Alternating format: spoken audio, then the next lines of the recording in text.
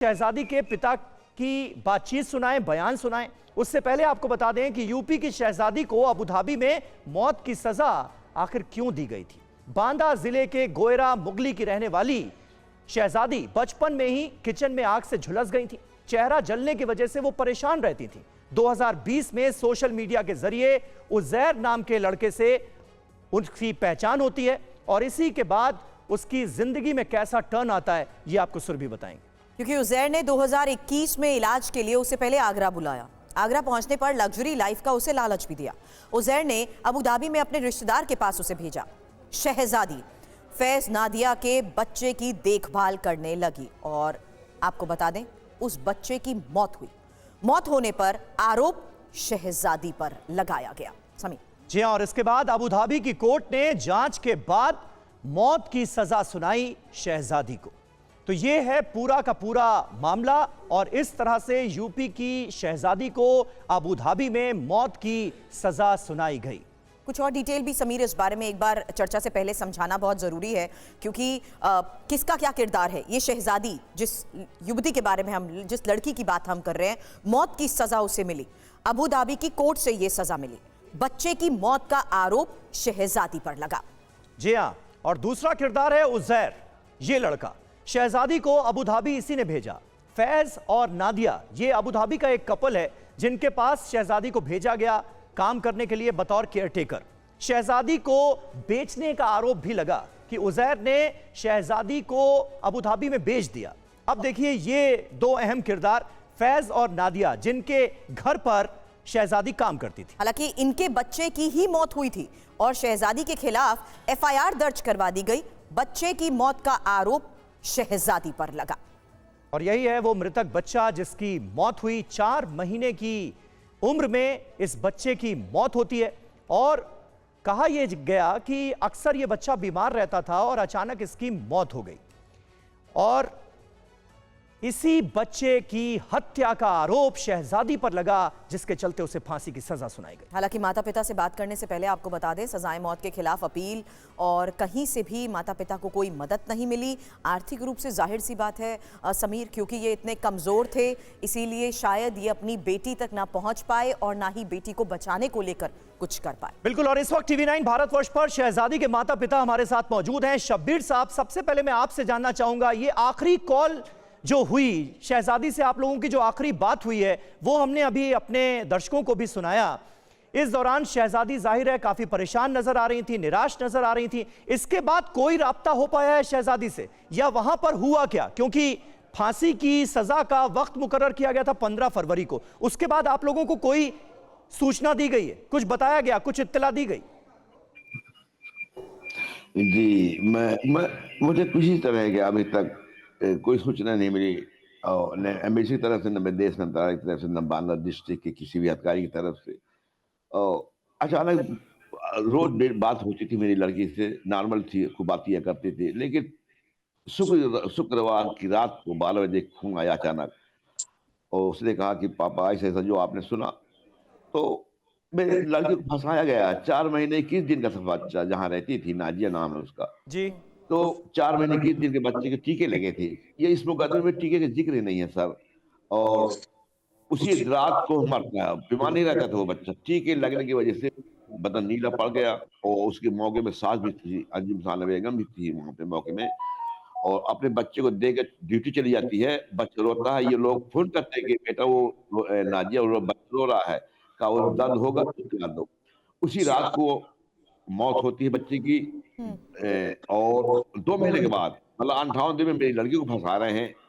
और एक भाई फैज का, जो नबील नाम है, आगरा से बच्चे के मरने के बाद जा रहा है अबू धाबी और 2 महीने में ये लोग फंसा रहे हैं, वीडियो बना रहे हैं घर में और बगैर पोस्टमार्टम के बच्चे की मिट्टी करा दी। और जो यहाँ मौके में था नहीं, दोनों भाइयों ने कसम खाई, जिसकी बिना पर और मेरी लड़की को फांसी होती चली गई, वहां की अदालत में देते चले गए और दोनों भाइयों ने वह कसम खाई। तो जो है नहीं मौके में, वो कसम कैसे खा सकता है झूठी? और वहां की अदालतें कसम मानती हैं, हालत मानती हैं। तो आप लोग, मेरी लड़की को इंसाफ नहीं मिला। आप मेरी लड़की जिंदा है तो उसको बचाने की कोशिश कर रहे हैं। मैं यही आपके माध्यम से इस सरकार को, प्रधानमंत्री जी को मैं निवेदन करना चाहता हूँ कि मेरी लड़की को बचाए। अगर नहीं फांसी हुई है और इसे कैसे फांसी दे सकते हैं बगैर इतला के? वहां की एमबेसी का, हमारी इंडियन एमबेसी भी नहीं है, उनको हमने भेजा। मतलब आप ये कह रहे हैं कि फांसी की सजा सुनाई गई है और फांसी दे दी जाएगी 15 फरवरी को। ये आपसे तस्करा सिर्फ आपकी बेटी ने किया, शहजादी ने किया। मतलब वहां अबू धाबी के किसी ऑफिशियल ने आपको संपर्क करके कांटेक्ट करके ये नहीं बताया कि फांसी दी जानी है या दी जा चुकी है? नहीं जी, नहीं बताया। नहीं, ये कोई बात नहीं बताया मैंने, मेरी लड़की ने बताई। जो आपने सुना वही बात है कि मेरे पास टाइम नहीं है और ये हो सकता है ये लास्ट कॉल हो, और सब चीजें आपने सुना, यही बात उसने बताई। और अगर मेरी लड़की जिंदा तो मुझसे आज बात करवाए आप लोग मिलके, दबाव डालें सरकार पर कि तत्काल प्रभाव से उससे मेरी जैसी रोज लड़की बात करती थी उससे बात करवाया। लेकिन मुश्किल की घड़ी है, थोड़ा सा धैर्य रखिए। अभिषेक सर भी इस वक्त हमारे साथ हैं, एडवोकेट हैं। अभिषेक राय साहब, इस पूरे मामले को देखते हुए कई सवाल खड़े हो रहे हैं। प्रोसेस आखिर क्या होता है? क्यों ये बात मैं इसलिए भी आपसे पूछ रही हूँ क्योंकि लीगल फॉर्मेलिटीज को देखते हुए बकायदा एक प्रोसेस होता है। यहाँ पर तो झूठे आरोप के तहत फंसाने की भी बात कही जा रही है। दूसरा ये कि परिवार से भी किसी ने कभी कोई संपर्क अगर नहीं किया तो जाहिर सी बात है कई सवाल जरूर खड़े होते हैं। सुरभि जी, आपकी आवाज नहीं आ रही है सुरभि जी। मैं उसे रेक्टिफाई करती हूँ सर, हम उसे ठीक करवाते हैं, वो आवाज आप तक आए ताकि जी जी जी, नाउ इट्स ओके जी, आ रही है। मेरा सवाल यही था सर, लीगल प्रोसेस की बात मैं उस पहलू से भी समझना चाहूंगी जहां पर इस परिवार की बात भी आपने सुनी और इस बीच कई आरोप इस पूरे मामले में कई लूपहोल्स भी साफ तौर पर नजर आ रहे हैं। देखिए, जुडिशियल सिस्टम अगर हम लोग समझने की कोशिश करें तो उस देश का भी जुडिशियल सिस्टम वही है, trial court, appellate court, supreme court. Okay. तो सबसे रेलेवेंट चीजें हैं इसमें वो ये है कि पूरी कन्विक्शन उन्होंने कन्फेशन पे कर दी है। डेथ सेंटेंस कन्फेशन पे की है। साथ में एक आप कन्फेशन देख लीजिए, दूसरा ऑटोप्सी नहीं की गई है। तो जो बेसिक एलिगेशंस है, एक प्राइमा फेसी देखकर तो लगता है ऑन अकाउंट ऑफ पॉवर्टी ये लड़की जो है वो विक्टिम है ह्यूमन ट्रैफिकिंग की। जी।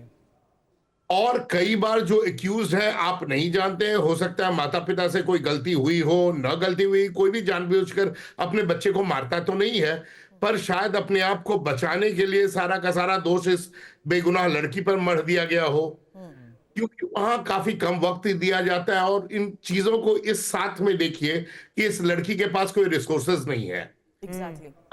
समीर जी, सच्चाई ये है कि कानून जो यहाँ के हैं या बाहर के भी हैं वो रिच के लिए ही बने हुए हैं। ये बड़ी पुरानी सेइंग है, law is a means of rich, so let's not forget that. जबकि यूएई में काफी वो हुआ है, रिफॉर्म्स हुए हैं, 2020 में काफी रिफॉर्म्स हुए हैं जी। लेकिन फिर भी मुझे नहीं लगता है कि ऐसे हालात में फांसी की सजा देनी चाहिए, specially only based on confession और ऑटोप्सी के बिना कभी नहीं चाहिए। ये आप महत्वपूर्ण बात कर रहे हैं कि अभी तक जो जानकारियां सामने आई हैं उसके बिना पर फांसी की सजा नहीं देनी चाहिए, लेकिन फांसी की सजा सुनाई गई है। वक्त मुकर्रर किया गया था 15 फरवरी का, अब क्या हुआ है ये किसी को पता नहीं है। निनाद सेठ साहब, यहां पर शहजादी के माता पिता इस वक्त आपको सुन रहे हैं। मुझे यह बताइए कि आमतौर पर जब किसी दूसरे देश में हमारे देश के किसी नागरिक को ऐसी सजा सुनाई जाती है तो उसके पास ऑप्शन क्या होते हैं? मतलब लीगल असिस्टेंस क्या भारत की तरफ से प्रोवाइड करने की कोशिश ऐसे केसेस में की जाती है? कितना सहारा मिलता है? मतलब देश की तरफ से कितना सहारा मिलता है अपने नागरिक को अगर कहीं और उसे सजा सुना दी गई? देखिए, बड़ा कॉम्प्लिकेटेड प्रोसीजर होता है। 38 लाख हिंदुस्तानी यूएई में रहते हैं। 38 लाख लोगों को इतनी जल्दी मदद पहुंचाना मुश्किल होता है। मुझे लगता है सबसे बड़ी गलती ये है कि अगर आप यहाँ से जा रहे हैं तो आपने थोड़ा बहुत पढ़ के जाना चाहिए। ये इंडिया नहीं है कि 20 साल लगेंगे, 25 साल लगेंगे, लॉयर लीजिए और भूल जाइए, केस यहाँ पे आपने देखा 2 महीने 3 महीने में सॉल्व हो गया। मुझे ये नहीं पता, अभी एक लॉयर आए थे, उन्होंने कहा ऑटोप्सी नहीं हुई है। मुझे नहीं पता कि उनके पास कौन सी इंफॉर्मेशन है कि ऑटोप्सी नहीं हुई है। जहाँ तक मेरा ख्याल है प्रोसीजर में ऑटोप्सी ज़रूर एक हिस्सा होता है। तो मैंने अभी तक ये नहीं मेरे को पता कि कहाँ से हुई है। आपने पूछा क्या क्या हमारे पास वो ऑप्शंस होते हैं। एक होता है, अंग्रेजी में उसे कहते हैं काउंसलर एक्सेस। आपको एक्सेस मिल सकती है आपके राजदूत से या राजदूतावास से, जो आपको समझा सकता है क्या हो रहा है या क्या नहीं हो रहा। महेश सचदेव सर से भी इस बारे में सवाल करने से पहले एक बार फिर से मैं शहजादी के पिता, क्योंकि हमारे साथ हैं, माता पिता हमारे साथ हैं। साहब, मैं आपसे इस बारे में सवाल कर रही हूं क्योंकि उज्जैर के बारे में कोई संपर्क, क्या किसी अधिकारी के साथ आपकी कभी कोई बातचीत? मेरी वहां से किसी भी तरह की बात कभी नहीं हुई, लड़की के अलावा। लड़की ने बताया था एक बार, 1-1.5 महीना पहले, कि 2 अधिकारी आए थे एम्बेसी से और उन्होंने मेरे पूरा बयान लिया और ये कहा था कि तुम बहुत दुबली हो, खाना खाती जाना, कि आपने माँ बाप से नहीं मिलना तुम्हें, और हंसा के गए थे पूरा बयान कि हम तुम्हें छुड़ाएंगे, घबराना नहीं, और बस यही बताती थी जैसे। और अचानक ही ऐसा कोई तारीख भी मुकर्रर नहीं हुई, और ना एम्बेसी को खबर भी है, ना हमको खबर है किसी अधिकारी द्वारा, ना कुछ भी। मैडम, मैं यही परेशान हूँ कि मेरी लड़की जिंदा है या नहीं, मुझे ये सिर्फ जानना है। किसी भी जरिए से मुझे मालूम चल जाए कि मेरी लड़की जिंदा है। नहीं, ये बात आप मुझे सही बात कह रहे हैं करूंगा, अगर शबीर मर गई तो मुझे साहब। बता दी जाए। नहीं, और ये आपका हक भी है, ये आपका हक भी है कि आपकी बेटी के साथ क्या हुआ, सजा मिली नहीं मिली, अभी वो किस हालत में है, ये आपको पता होना चाहिए, ये आपका हक है। लेकिन सुरभि ने सवाल किया था उजैर नाम के लड़के को लेकर। ये उजैर अभी कहाँ है और उसके जरिए उजैर क्या कुछ आगरा पता में चल है। पाया? उसने जबरन भेजा या फिर शहजादी खुद से गई थी अबू धाबी काम करने के लिए?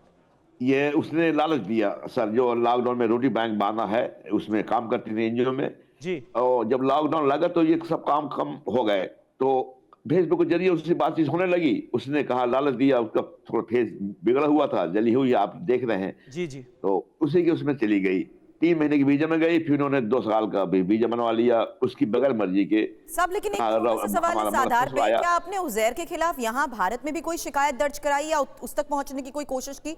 क्योंकि आप आरोप लगा रहे हैं कि आपकी बेटी को फंसाकर जिस तरीके से वो लेकर गया। न्यायालय द्वारा मैडम सर, मैं एसपी के चक्कर लगाए, 12 एसपी के मोटो थाने के लिए, लेकिन नहीं सुनी गई मेरी। तो मैं वकील करके सीजीएम से न्यायालय द्वारा 4 लोगों के नाम एफआईआर, फैज, नाजिया, उसकी सास, मतलब नाजिया की सास, फैज की माँ अंजुम साना बेगम और उजैर उर्फ पन्ना चौधरी, इस 4 के नाम एफआईआर भी हुई।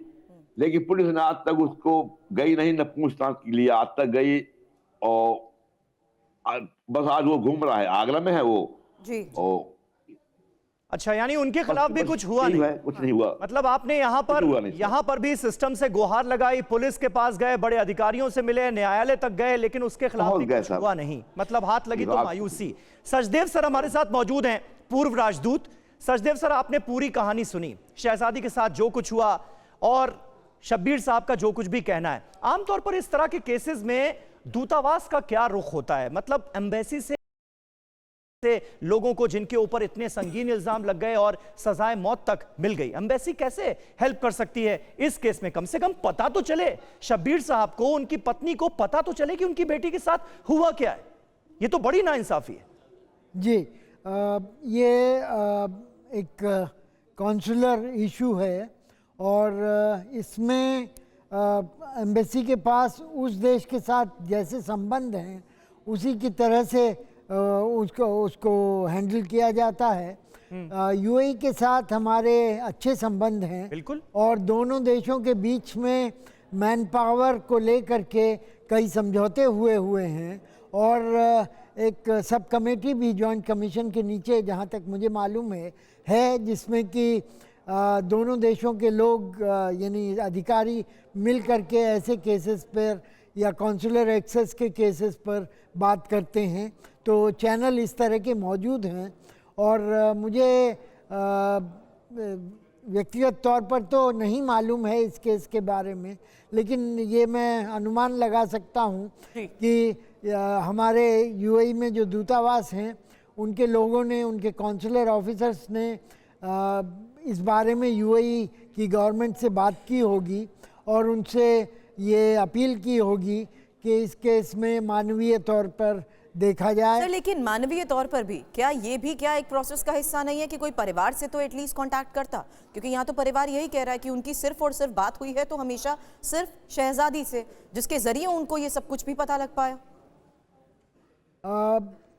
इस बारे में मैं व्यक्तिगत तौर पे मेरी कोई जानकारी नहीं है, लेकिन वो शहजादी ने जैसा कि अपने माँ बाप को बताया है और जहाँ तक कि मैं समझ पाया हूँ कि एक दूतावास के अधिकारी उससे मिले हैं, कॉन्सुलर एक्सेस हुई है और इससे ये पता लगता है कि दूतावास ने इस बात का संज्ञान लिया है और उसके लिए कुछ कम से कम यूएई की सरकार से उन्होंने संपर्क स्थापित किया होगा और उनसे इस तरह के केस में दखल देने की उम्मीद जताई होगी। ठीक है, आप कह रहे हैं कि ऐसा हुआ होगा, ये आप उम्मीद जता रहे हैं। शब्बीर साहब हमारे साथ मौजूद हैं। शब्बीर साहब, आपकी पत्नी भी हमारे साथ हैं, अगर वो भी बात कर सकती हैं तो मैं उनसे जानना चाहूंगा, क्योंकि यहां पर बात हो रही है काउंसलर एक्सेस की। भारत सरकार की तरफ से क्या कोशिश हुई और यूएई में हमारा जो दूतावास है उसके कर्मचारियों की तरफ से क्या कोशिश हुई आपको सही जानकारी मुहैया कराने की, इस केस के सामने आने के बाद, इस सजा के सामने आने के बाद, अगर आप बता सकें। क्या दूतावास के, भारतीय दूतावास के किसी कर्मचारी ने आप लोगों को कांटेक्ट किया, बताया गया कि भाई आपकी बेटी को यह सजा हुई है? आज तक नहीं सर, आज तक नहीं बताया गया। लड़की ही से मेरी बात करती थी और जो भी लोग आते थे मिलने वही लड़की की बताई हुई बात है कि 2 लोग आए थे एम्बेसी से और उस दिन बहुत खुश थी, वो पूरे बयान ले गए और जाते जाते हंसा के गए कि खाती जाना, वो दुबली बहुत हो, क्या अपने माँ बाप के मिलने नहीं जाना। बस वही बात है। अब बाकी किसी अधिकारी ने हमसे कांटेक्ट नहीं किया और ना किसी पत्र आया माध्यम में मेरे पास किसी तरह का मतलब कोई संपर्क नहीं किया किसी अधिकारी ने सर। कि ये वाकई बहुत हैरानी की बात है। अभिषेक साहब प्लीज एक बार जरा समझाएं ये बात भी। ये बात मैंने इसीलिए भी लूप होल्स इसलिए कहे क्योंकि हम हैरान हैं इस चीज को देखते हुए कि अगर किसी दूसरे नागरिक को दूसरे देश में कोई भी लीगल एक्शन के तहत फैसला लिया जाता है, क्या ये डिप्लोमेटिक तौर पर भी अगर हम देखें तो जितनी भी एम्बेसीज होती हैं उनके अधिकारियों के जरिए क्या परिवार को सूचित नहीं किया जाता?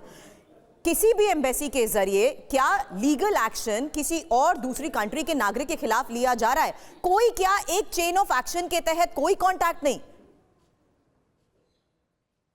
सुरभि जी बोलिए सर, कंटिन्यू करिए।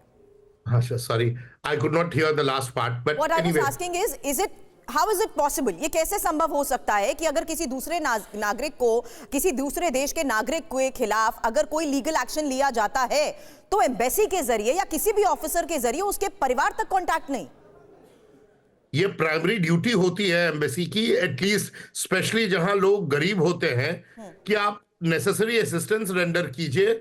नेसेसरी असिस्टेंस रेंडर करने के लिए ये और भी बेसिक चीज है कि एटलीस्ट उसके परिवार वालों को आप ये सारी इंफॉर्मेशन दीजिए, वो क्या कर सकते हैं, उनकी जानकारी में क्या है, एक लीगल डिफेंस एस्टेब्लिश कीजिए। बट लगता है यहाँ मिनिस्ट्री ऑफ एक्सटर्नल अफेयर्स में कोई अकाउंटेबिलिटी ही नहीं है ऑफिसर्स की कि बेसिक इंफॉर्मेशन। अब ये चैनल पर डिबेट मैं देख रहा हूं कि पहले भी 4 महीना पहले भी हुआ था और कभी भी कोई ऑफिशियल इंफॉर्मेशन और ऑफिशियल प्रेस स्टेटमेंट आया ही नहीं कि सरकार क्या कर रही है। Sir official, Abhishek ji official information हमने लेने की कोशिश की, हम सिर्फ इस खबर को ही नहीं दिखा रहे हैं, हमने इस केस को ट्रैक भी किया, फॉलो भी किया। एमईए का यह कहना है कि इस मामले में ऑलरेडी भारत सरकार की तरफ से रिव्यू पिटीशन दाखिल की जा चुकी है। ये एक लाइन का स्टेटमेंट हमें मिला है, लेकिन क्या इतने भर से जिम्मेदारी पूरी हो जाती है? सवाल यहां पर सबसे बड़ा यह है कि दूसरे देश से हम क्या उम्मीद करें? यूएई में यह सब कुछ हो रहा है, अबू धाबी में यह सब कुछ हुआ है, वहां जो कुछ हुआ, वहां पर जो ऑफिशियल्स थे उन्होंने जानकारी नहीं दी, परिवार को समझ में आता है, वहां से हम ज्यादा उम्मीद भी नहीं कर सकते, लेकिन अपने देश से तो हमें उम्मीदें ही उम्मीदें। तो कम से कम यहां के अधिकारियों को, हमारे दूतावास के कर्मचारियों को तो इस परिवार से संपर्क करना चाहिए था, वो क्यों नहीं हुआ? एक और चीज ऐड करना ये इसका अगर आप अभिषेक जी एक जवाब दे पाए। और अभिषेक सर सवाल यह भी कि परिवार ने उस शख्स के खिलाफ भी एक्शन और एफआईआर दर्ज करा रखी है, उजैर, जिसके जरिए वो अबू धाबी पहुंची, वो परिवार जो उसके ऊपर आरोप लगा रहा है, यहां पर रहते हुए भी किसी तरीके का कोई एक्शन नहीं। सुरभि जी देखिए, मल्टी प्रोंग स्ट्रैटेजी होनी चाहिए थी आपको। यहां पर अगर इन्होंने एफआईआर दर्ज कराया था, इनकी बात को सुनकर प्राइमा फेसी आप बता सकते हैं कि ह्यूमन ट्रैफिकिंग का मामला है। दो, इन्होंने कहा कि वो अपनी मर्जी से गई, लालच में गई, बट भारत में कानून के हिसाब से इस तरह का लालच किसी गरीब आदमी को देना इटसेल्फ वो चीटिंग के डेफिनेशन में आता है। अगर इस तरह से चीटिंग करके इस लेडी को ले जाया गया, ये क्रिमिनल ऑफेंस है। प्राइमा फेसी जब तक उसका कंसेंट बिल्कुल फ्री फेयर नहीं है, तब तक ये चीटिंग है। उसका कंसेंट फ्री फेयर हो नहीं सकता है सुरभि जी, क्योंकि वो जिस हालात अभिषेक जी यहाँ पर एमईए की क्या रिस्पॉन्सिबिलिटी है, दूतावास के कर्मचारियों की क्या जिम्मेदारी है? सवाल तो वो भी है ना, मतलब हमारे ही दूतावास के कर्मचारियों ने परिवार को इन्फॉर्म नहीं किया।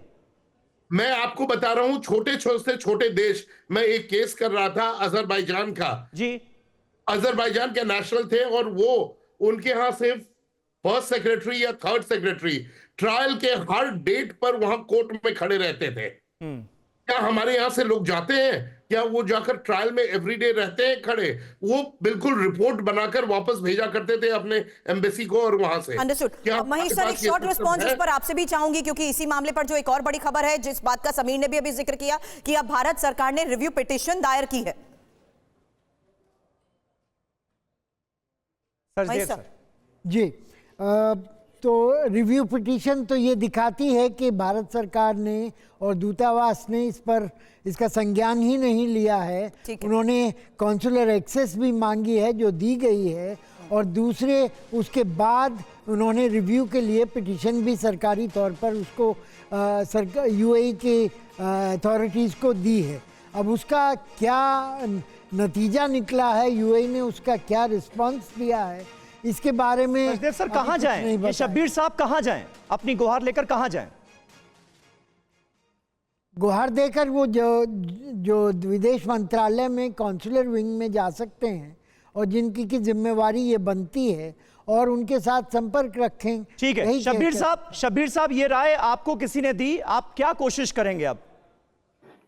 अभी तो बस घर में इंतजार है कि सच है या झूठ है, जिंदा है या नहीं है। बस ये इंतजार करने के बाद जो वकील करेंगे वकील जो सलाह देगा वही करेंगे सर। और मैं थोड़ा कमजोर हूँ घर से, तो जो जैसा कुछ कहेंगे, जैसा आप लोग। बहुत बहुत शुक्रिया शब्बीर साहब, बहुत बहुत शुक्रिया हमसे बात करने के लिए। और हम समझ सकते हैं आपके इमोशंस, आपकी भावनाएं, और ये बड़ा हैरत अंगेज है ये जानना, ये सोचना कि किसी तरह की कोई मदद मिल ही नहीं रही है इस परिवार को, और ये करे तो करे क्या। सिर्फ इतनी सी दरख्वास्त है उनकी कि उन्हें ये पता चल जाए कि उनकी बेटी को फांसी की सजा हो गई है या नहीं हो गई। लेकिन ये सवाल जो है ये इतना मुश्किल हो गया कि इसका जवाब किसी के पास है नहीं। बहुत बहुत शुक्रिया। हम उम्मीद करेंगे कि आपकी परेशानियों का कुछ हल निकले।